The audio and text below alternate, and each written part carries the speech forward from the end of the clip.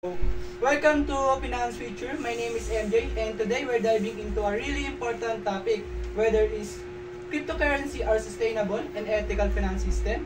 As a cryptocurrency have gained popularity and become a major part of global economy, it's important for us to take a closer look at their long-term impact. So this is Mark and this is Kurt and this is Justin.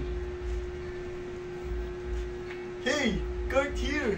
Cryptos like Bitcoin are changing finance, but they raise questions about the environment and ethics. Are they the future or do the risks overweigh the benefits? Justin here. Cryptos offer freedom, but what's the real cost to the planet and society? And I'm Mark. We've heard the promises, but what's the reality? Let's dive in. What is Bitcoin? What So-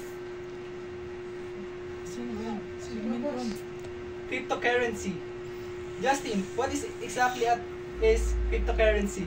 Cryptocurrencies are digital currencies or governments using a system called blockchain to track transactions. Blockchain is a decentralized digital ledger where transactions are recorded securely and transparently. Example, Bitcoin is the most well-known cryptocurrency, but there are many others like Ethereum, Litecoin, Ape, and other cryptocurrencies. Cryptocurrencies offer financial freedom, enabling cross-border transactions, privacy, and 24/7 access, making them especially useful in areas with limited banking services. However, they face challenges like price volatility, security concerns, and environmental impact from energy-intensive mining processes. Cryptocurrencies use blockchain technology to track transactions,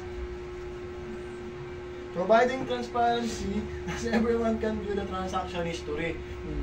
While the openness is beneficial, it doesn't always use ethical behavior. The anatomy of fraud by cryptocurrencies can involve illegal activities like money laundering or fraud. Additionally, the lack of regulation can lead to scams and market manipulation. And environmental concern also arise due to the energy incentive meaning intensive mining processes, especially with cryptocurrencies like Bitcoin. So while transactions are transparent, the ethical implications of cryptocurrencies are complex, need to be carefully considered. Right. Now let's talk about sustainability. Are cryptocurrency environmental sustainable? Bitcoin use a lot of energy. Why, Kurt? Bitcoin use system called proof of work, while miners solve complex problems to validate transactions into the blockchain. This process requires a large amount. Bitcoin mining often relies on non-renewable energy sources. Bitcoin mining often relies on non-renewable energy sources, raising concern about this environmental impact. And other cryptos like Ethereum also uses this method, though Ethereum is moving to a more energy efficient system called proof of stake. But even with changes, energy use is still high. Can this be sustained?